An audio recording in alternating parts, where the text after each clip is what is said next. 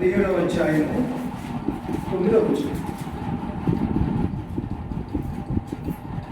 అతడు నాతో పోట్లాడి నన్ను చెప్పగలిగిన ఎడ్ల మేము మీకు దాసులమగుదుము. చాలా 9వ వచనం 17:9. అతడు నాతో పోట్లాడి నన్ను చంపగలిగిన ఎడల మేము మీకు దాసులము. లేవీకాండము 25. లేవీకాండము 25వ అధ్యాయము 39వ వచనం.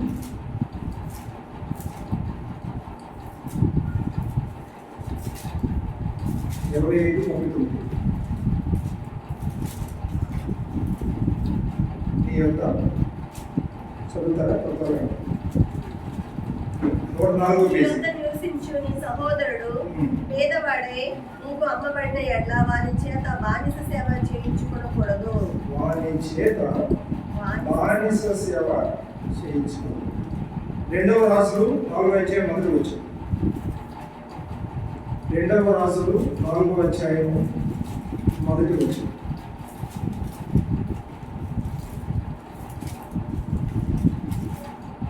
అంతటా ప్రవక్తల శిష్యులలో ఒకని భార్య, నీ దాసుడైన నా పెళ్లికి చనిపోయాను, అతడు యెహోవా యందు భక్తి గలవాడై ఉండడని నీకు తెలిసే ఉన్నది.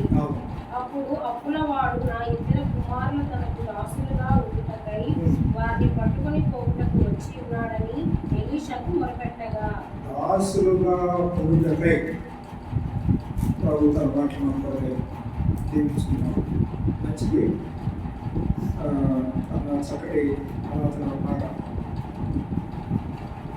మా ప్రియుడ యేసయ్య, పాప విమోచకుడ, యేసుక్రీస్తు యొక్క బలిపీఠం దగ్గరికి వచ్చినప్పుడు సర్వమానవ పాప పరిహారం కొరకై ఏకైక బలిగా అర్పించబడిన యేసు ప్రభు ఒకరే. పాప విమోచన ఆయన రక్తం ద్వారా, మరణం ద్వారా మానవులకి విడుదల యేసు ప్రభు రక్తం తప్ప మరొక ప్రత్యామ్నాయం లేనే లేదు. నిజంగా మనం ప్రభుని ఎంత స్తుతించినా బదులమే. మన ఆయన రుణము తీర్చలేదు. మనసారా ఆత్మ సత్యములకు ఎంత సమయం ఆరాధిస్తున్నా అట్లాగా ఆరాధించాలని నాకు వ్యక్తిగతంగా అట్లా నిద్రలో కూడా వెళ్ళిపోయింది. ఒకసారి అసలు ప్రభువుని ఆరాధించాలని నాకు చాలా పర్యాలు అట్లా పెట్టుకున్నాను. అసలు ప్రభువుని ఎందుకు కనపరచకూడదు, ఎందుకు స్తుతించకూడదు? మనకి ఎంత స్తుతించినా ప్రభు మన వస్తువులను క్లుప్తంగా మరి 1 గంటకు మనం ముగించాలని దేవుడు జ్ఞాపకం చేశాడు. 3 వచనాలు చదివాం. 3 వచనాలు ఒక మాట మీరు గమనించారా? ఒక మాట మీరు గమనించారా? నేను మళ్ళా నొక్కి చదివాను కదా. ఏమన్నాడు మొదటి సమయంలో? అతడు నాతో పోట్లాడి నన్ను చంపగలిగిన ఎడల మేము మీకు దాసులము.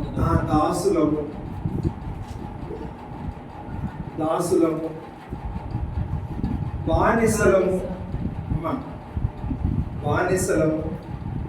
దాసులము, ఇంకా జీతగాడు,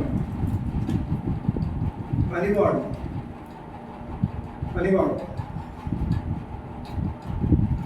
బైబిల్ పాత నిబంధన కొత్త నిబంధనలో మీరు ఫిల్టర్ చేసుకోండి. అంటే నేను అట్లా కొద్దిగా చేసిన కనుక మాట చెప్తున్నాను. ఫిల్టర్ చేసుకుంటే 3 అంశాలు. ఎవరు బానిసలు? ఓడిపోయిన వాడు బానిస. మొదటి అధ్యాయం సమయంలో ఓడిపోయిన వాడు. మీరు త్వరగా ముగిస్తాను ఈ మాట వినండి. అక్కడ సందర్భం నేను ఇప్పుడు జ్ఞాపకం చేయలేను. ఫిలిస్తీన్లు అన్న వారు వాడు చాలా భయంకరుడు. దేవుని ప్రజలైన ఇశ్రాయేలు మీద వాడు కేకలేస్తున్నాడు. ఆ కొండ మీద ఉండి ఈ లోయలో, అది ఎలా లోయ పెద్దది, అక్కడ ఉన్న వాళ్ళకి కేకలేస్తున్నాడు, బొబ్బరిస్తున్నాడు, గాండ్రిస్తున్నాడు అని కూడా అనొచ్చు. దే ఇశ్రాయేలులారా, ఎందుకు అందరం కొట్టుకొని ఇదైపోవడం? మీలో ఒక్కరు రమ్మండి, నాతో పోట్లాడితే నేను గెలిస్తే మీరు నా అందరూ బానిసలు అవ్వాలి. బైబిల్ చరిత్ర అది, పాత నిబంధన. ఎవరు ఓడిపోతారో వాడు బానిస. అలా చెప్తున్నామ్మా. పోరాటంలో, యుద్ధములో ఓడిపోయిన వాడు గెలిచిన వాడికి బానిస. అది మొదటి విషయం. అది గుర్తుపెట్టుకోండి. ఎలాగో చూద్దాం, త్వరగా చూసి ప్రభు బల్ల మనం అసలు ఎక్కడ ఓడిపోయో చూసుకుంటే తెలియదు. రెండోది, ఇక్కడ వచ్చినప్పుడు అమ్మివేయబడిన వాడు. కీర్తన 105:17లో యోసేపును ఐగుప్తుకు దాసునిగా అమ్మబడ్డాడు. అమ్మబడిన వాడు దాసుడు, కొనుక్కున్నవాడు యజమాని. బానిస జీవితము, బానిస బ్రతుకు, బానిస సంఖ్యలు, స్వేచ్ఛించిన మానవుడు సర్వత్రా సంఖ్యలలో ఉన్నాడు, ఉంటున్నాడు. అమ్మబడిన వాడు బానిస. మూడవది, అప్పులు పాలైపోయాడు పాప దాసుడు, క్షమించండి, ఆ ఆత్మీయుడు, ఆ ప్రవక్త, ఆ భక్తుడు అప్పులు చేసి చనిపోయాడు. అప్పులోళ్ళు వచ్చారు, ఆడ మనిషిని తొందర చేస్తున్నారు, తన కొడుకులను తీసుకెళ్తున్నారు. మా ఇంట్లో పెట్టుకుంటే బానిస చేయండి అంటే గబగబ వెళ్ళిపోయి ప్రవక్త దగ్గరికి వెళ్ళిపోయి ప్రార్థించుకుంటే ఆయన అన్నాడు, అమ్మ నీ ఇంట్లో ఏముందంటే అంత నూనె ఉంది, పాత్రలు తీసుకొచ్చుకో, పాత్రలో పోసి తలుపేసి ప్రార్థన చేసుకో. అద్భుతం జరిగింది. అది అంశం నాది కాదు. అప్పులు పాలైన వాడు బానిస.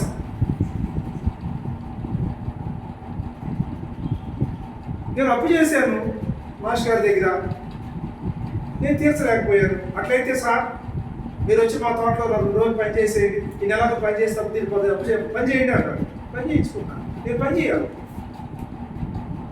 ఇక ముగింపు చేస్తున్నాను. ఫస్ట్ ఓడిపోయిన వాడు, యుద్ధంలో ఓడిపోయిన వాడు గెలిచిన వాడికి బానిస. 2, అమ్మబడిన వాడు బానిస. 3, అప్పులు పాలైన వాడు బానిస. కొత్త నిబంధనలో ఒక అబ్బాయి డబ్బు గలవాడు, ఆస్తిమంతుడు, బాగా డబ్బు తన వాటా తీసుకొని జలసాలు చేసుకుంటూ చాలా దూరదేశం వెళ్ళిపోయి తన ఇష్టం వచ్చినట్టుగా తండ్రి దీనికి దూరం అయిపోయి ఖర్చులు పెట్టుకొని చాలా అయిపోయాడు. జీరో బ్యాలెన్స్కి వెళ్ళిపోయాడు. ఆ దేశంలో దేవుడు కరువు అనుమతించినాక తనకి చాలా కష్టాలు ఎదురయ్యాయి. ఆ సమయంలో తాను అమ్ముకున్నాడు. 10 రూపాయలు ఎవరు పలకట్లా, 5 రూపాయలు పలకట్లా, 2 రూపాయలు పలకట్లా. అయ్యా భోజనం అంత పిడికిలంత భోజనం పెడతాను, నా పదులు మేము. అమ్ముకున్నాడు. ఎవరు పోరాటము, ఎవరికి అమ్మారు, ఎవరు అప్పులు పాలయ్యారు. యేసుక్రీస్తు ప్రభు యొక్క చరిత్రలో చెప్పే ముందు అసలు పాత నిబంధనలో ఏదేను వనంలోకి వెళదామండి. ఏదేను వనములో సాక్షాత్తు దేవదేవుడు ఆ చక్కటి ఉద్యానవనములో మీరు నిరభ్యంతరంగా ఈ తోటలోని చెట్లన్నీ తినండి, ఇదిగో ఈ వృక్ష ఫలము తప్ప. అసలు నిజంగా దేవుడు ఎంత గొప్పడండి. ఒకవేళ ఇవన్నీ తినొద్దు, ఇవి ఒక్కటే తినండి ఈ నెలంతా, ఈ 12 నెలలు అని అనుకోండి, కొంత ఇబ్బంది ఉంది, ఇరుక్కుంటుంది, ఆలోచన కూడా మారిపోదు. సాక్షాత్తు దేవుడు తన కుమారుడైన ఆదాముకి, అవ్వకి ఈ తోటలో ఉన్న ప్రతి వృక్ష ఫలములను నిరాటంకముగా తినండి, ఏలుబడి చేయండి, ఈ ఒక్క పండు, ఈ వృక్ష ఫలమును మీరు తినవద్దు అంటూ తినుదినమున నిశ్చయముగా చనిపోతారు. కొద్ది దినాలు, కొంతకాలము గడిచిందండి.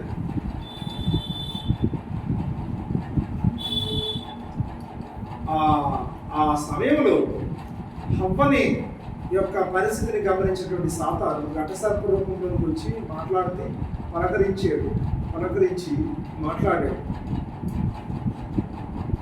మీరు చావనే చావు, అవునా, సరే అనుకుంది. వెంటనే వెళ్ళలేదు. అక్కడ పుస్తకం చదివేది 2 రోజులు ఆలోచించింది, పడుకొని ఆలోచిస్తుంది. ఒక రోజు ఆదాము మళ్ళా చెప్తున్నాడు, ఈమె తినొద్దు అన్నాడు కానీ చెట్టు దగ్గరికి వెళ్ళొద్దు అనుకున్నాడా అని చెట్టు దగ్గరికి చూస్తుంది. చుట్టూ తిరిగి చూస్తాము. తినొద్దు అన్నాడు కానీ కొయ్యొద్దు అన్నాడా అన్నాడు. మళ్ళా చెట్టు దగ్గర చేతులు పెట్టుకొని ఆ పండు వస్తుంది. చూసి కంటికి రమ్యంగా తినొద్దు అన్నాడు కానీ ఆశ దొరుకుద్దు అన్నాడా. మామిడికి అన్నాడు తోటలో పండిందంటే అవన్నీ ఆ గదిలో మంచి ముగ్గిపోయి మంచి వాసన ఆ గడ్డిలో ఈ ముగ్గిని అని తప్పక కొరిగేసింది. తను తిని తనతో తన భర్తకు ఆదాము కూడా ఇచ్చింది. దేవుడు వారికి ఒక గీత గీశాడు. అది ఎక్కడ ఉందంటే యోగ గ్రంథంలో ఉంది. వారి కాళ్ళ చుట్టూ ఒక గిరి గీసాను, ఒక గీత గీశాడు. ఈ చెట్టు, ఈ వృక్ష ఫలములో మీరు తినవద్దు. అబ్బా, ఎప్పుడో మరి 8 దినాల క్రితం ఆమె మనసులో ఆ బీజం వేసింది. అప్పుడే దాటిపోయింది గీత. ఎప్పుడు తినాలి, ఎప్పుడు వెళ్ళాలి, ఎప్పుడు దగ్గరికి వెళ్ళాలి ఆలోచన చేస్తా ఉంది. వెళ్ళనే పెట్టింది, గీత దాటింది. అప్పుడు ఫిజికల్గా దాటింది. ఫిజిక్స్ అంటే కొద్దిగా అంత చదువుకున్న వాళ్ళే పెద్ద పెద్ద చదువులు. 2 అయస్కాంతాలు ఉంటాయి ల్యాబ్లో. 2 సమాన అయస్కాంతాల మధ్యలో ఒక గుండు సూది పెడితే గుండు సూది అలా అక్కడే ఉంటుంది ఆ మధ్యలో. 2 బలాలు నార్త్ సౌత్ నార్త్ అవి లాగుతూ ఉంది. ఒక అయస్కాంతాన్ని కొంచెం జరిపినప్పుడు ఇది అంటే సూది పిన్నీసు దీన్ని దేవుని బలము, దేవుని ప్రేమ, సాతాను యొక్క బలము మధ్యలో ఆ పొలిమేరలో, ఆ గెరాసన దేశంలో, ఆ ఊరు బయట సమాధులలో తిరుగుతున్నాడు మానవుడు. దేవుడు అన్నాడు, నేను ఎత్తబడితే సిలువలోనికి నేను ప్రతి మనిషిని ఆకర్షిస్తాను. నేను ఆకర్షిస్తే తప్ప ఎవడు నా ఎత్తుకు రాలేడు.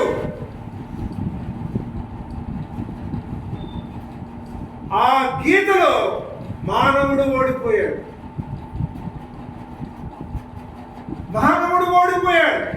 ఆదాము ఓడిపోయాను అన్నా. ఆదాము ఓడిపోయాడు. మనకేంటి కడుపులు లేపి? ఆయనకే కదా మరణం, మనకెట్లాగా? మన తండ్రిని అరెస్ట్ చేస్తారు, తప్పు చేస్తారా అని మన వాడు కూడా ప్రశ్న వేస్తున్నారు.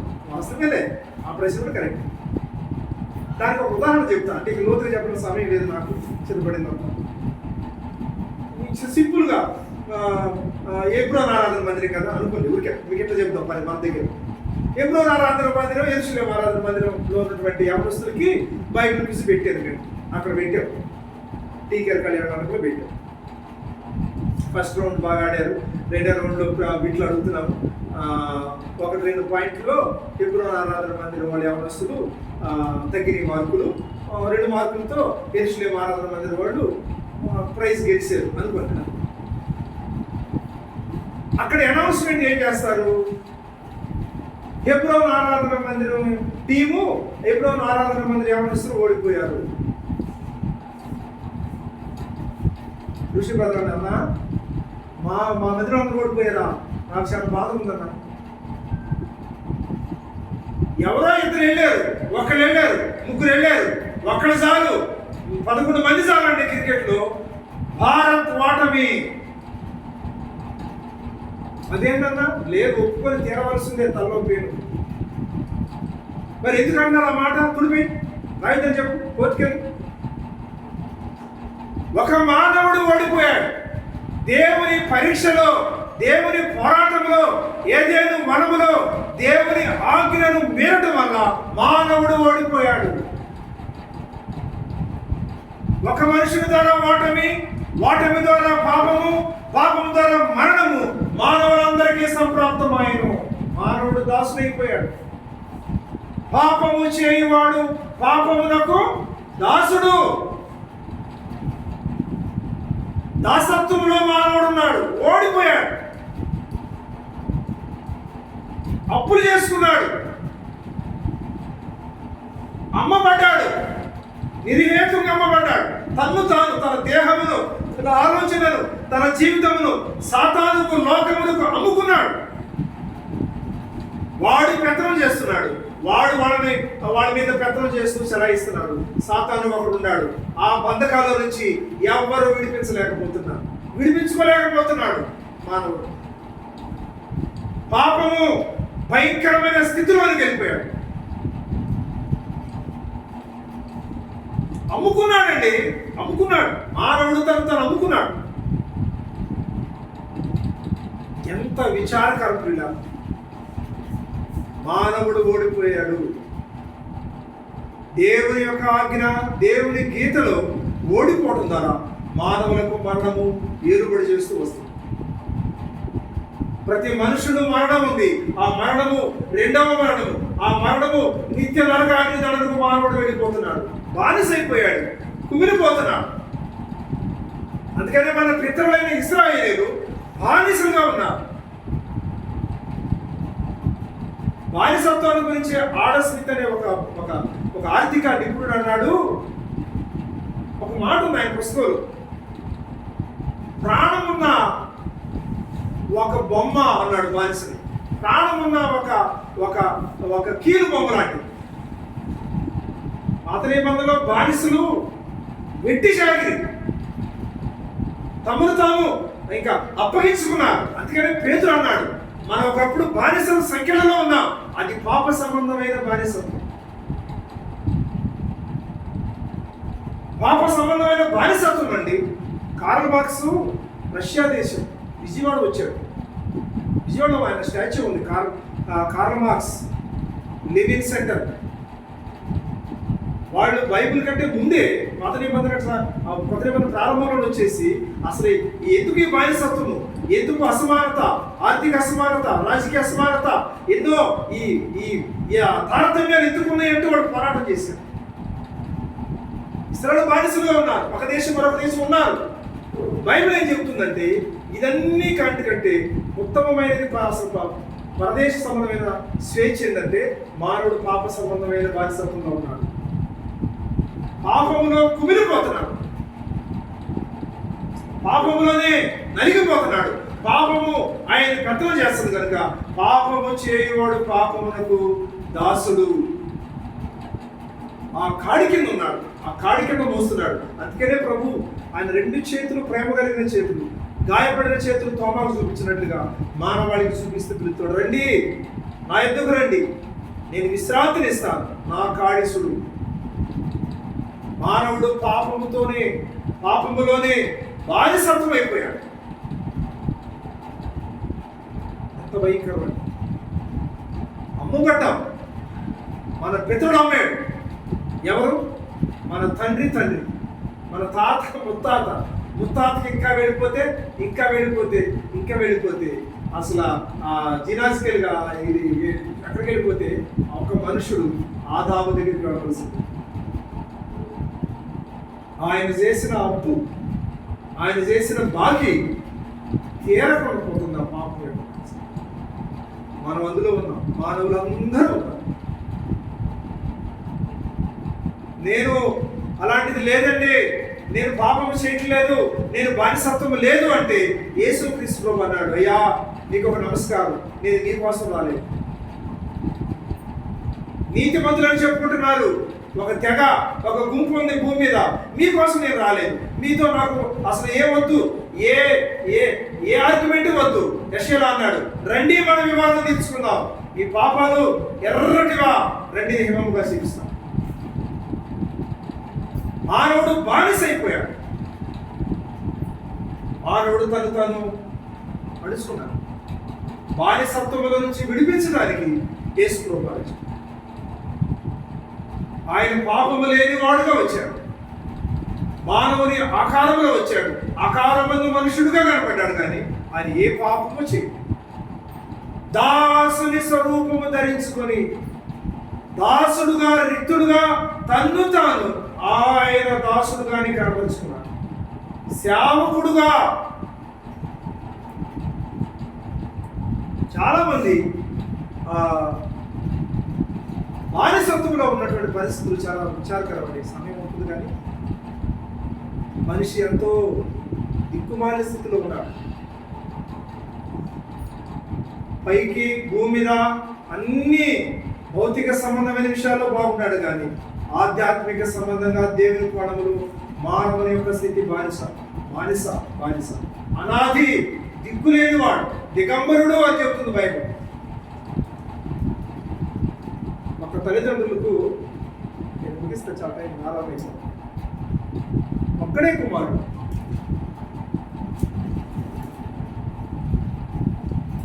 ఆ అబ్బాయి పెంచుతున్నా కూడా కొద్ది చదువుతూ ఉండగా హై స్కూల్లో తెలిసిపోయింది. తండ్రి మనసు నడువు కట్టుకొని ఇంకొక ఆలోచన లేకుండా తన జీవితాన్ని బిడ్డ కోసం త్యాగం చేశాడు. చదివించాడు, ఉన్నతమైన చదువు చదివించాడు. చదువుకున్నాడు ఆ బాబు కూడా, బాగా చదివాడు. ఆస్తి స్థిరాస్తులు, పొలం, ల్యాండ్స్ ఉన్నాయి, మంచి బంగ్లా కట్టుకున్నాడు, పెద్ద ఉన్నతమైన చదువు చదివాడు. చాలా సంతోషం, తండ్రికి ఎవరికైనా సంతోషం. ఎంత సంతోషం అంటే అంత సంతోషం, తినకపోయినా కాఫీ తాగకపోయినా అంత సంతోషం. వీధుల్లో తిరుగుతున్నప్పుడు వివాహ వయసు వచ్చింది, ఆ అబ్బాయి కొడుకున్నట్లుగానే వివాహం జరిగించాడు. చక్కటి భార్యను అనుకున్నాడు, ఇద్దరు కూడా సంతోషపడ్డాడు. నా కుమారుడు తల్లి లేకపోయినా తల్లి లేని లోటు తండ్రిగా ఉంది, నేను చేసుకున్నానని తృప్తుంది. వివాహమైంది. వివాహంలో ఒక గదిలో వాడు ఉంటున్నారు, బయట గదిలో తండ్రి ఆయన గది అది. కొద్ది దినాలు అయిన తర్వాత ఇంట్లో కుమారుడు కోడలు మరి వారిద్దరి మధ్య ఏమి ప్రపంచాలు వచ్చినాయో, మాటలు ఘర్షణ ఏర్పడుతున్నాయి. మాట తండ్రిగా వింటున్నాడు, మామూలుగా ఉంటాడు. ఒక వారం దినాలు గడిచిపోతున్నాయి. రోజు ఇదే మాటలు వాళ్ళిద్దరు అరుచుకుంటున్నారు, గట్టిగా అడుగుతున్నారు. ఏంటి ఇద్దరి మధ్య వస్తే మాటలు అనుకుని ఆయన బాధపడుతుండగా ఒక రాత్రి పొద్దుపోయినాక హఠాత్తుగా తలుపు తెరిచి కుమారుడు బయటకు వచ్చాడు. నానా, నువ్వు ఎక్కడ ఉండటం మంచిది కాదు అన్నాడు. ఏంటి నాయన చెప్పు, నేను అనాథ ఆశ్రమంలోకి నేను తీసుకెళ్ళి రేపు జాయిన్ చేస్తాను. నువ్వు సర్దుకో, నీ బట్టలు, నీ సంచి, నీ పంచులు, బూట్లు చెప్పులు పెట్టి చెప్పి తలపేసుకుని మాటకి వెళ్ళిపోయాడు. ఆ మాటలు విన్న తండ్రి హృదయం మీద ఇంత బరువు బండ పెట్టినట్టు ఉండిపోయింది. రాత్రంతా అలా కళ్ళు తెచ్చుకుని ఆలోచిస్తాం, కన్ను మీద నిద్ర లేదు.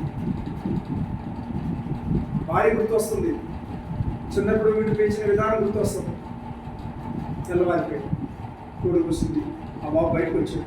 నాన్న లే, నీ వాటర్ బాటిల్ సర్దుకొని తీసుకొని సంచిలో పెట్టని చెప్పేసి బయటకు తీసుకొచ్చాడు. ఆటో ఎక్కించాడు. ఆటో వేసుకొని ఆ ఊరు బయట ఉన్నటువంటి అంటే ఆ పుస్తకం అది ఇక్కడ జరిగింది ఇక్కడ అక్కడ తీసుకొచ్చాడు. అనాథ సన్నాలయం ముందు ఆటో ఆపాడు. ఆ అబ్బాయికి డబ్బులు ఇస్తుంటే డ్రైవర్కి ఈ తండ్రి దిగి 2 అడుగులు ముందు వేసుకుంటూ నడుస్తున్నాడు. ఆ అబ్బాయి కూడా నడుస్తున్నాడు.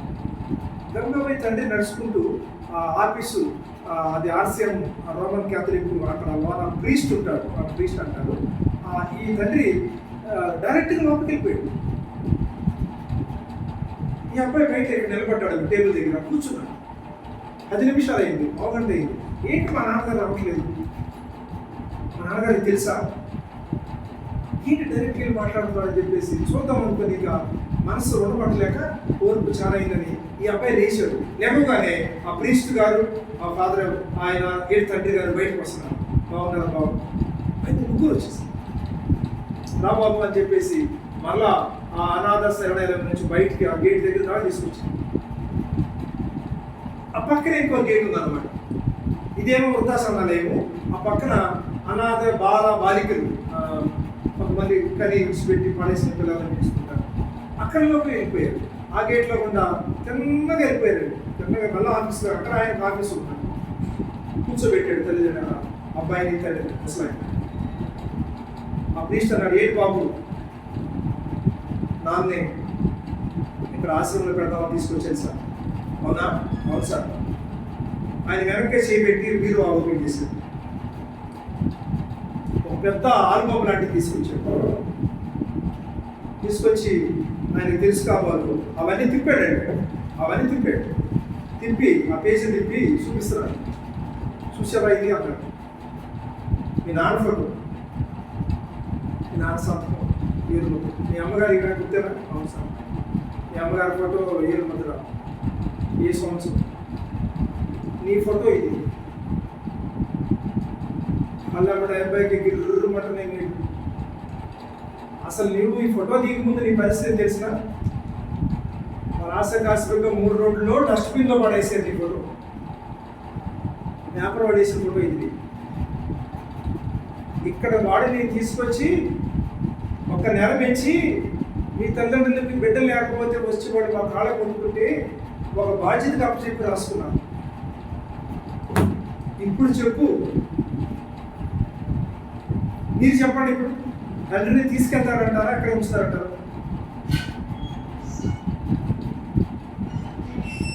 కళ్ళు నీళ్లతో నిండిపోయిందట బాబు.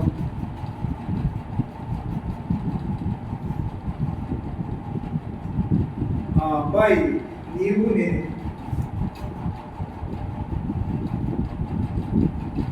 దిక్కుమాలినగా వాడుగా ఊరి బయట పెంట కుప్పల మీద పడినటువంటి నిన్ను దిగంబరిగా హైస్కేల్లో ఉంది.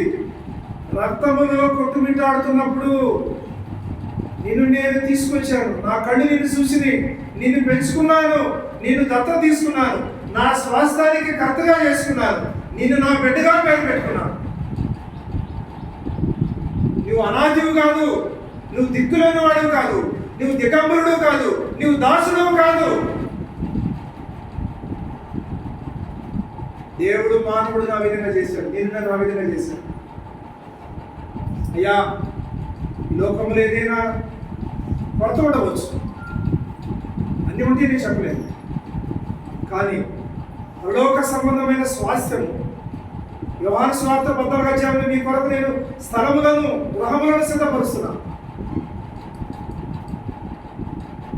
ఓడిపోయిన మనలను, బానిసమైన మనలను, దిక్కులేని వారిని, అసలు ఆహారం లేకుండా అలమటిస్తున్న మనలను దేవుడు తన మహిమకు కారసులుగా తీసుకొచ్చాడు. దేవుడు తన పరలోకాన్ని పడడానికి తన బిడ్డలుగా చేసుకున్నాడు.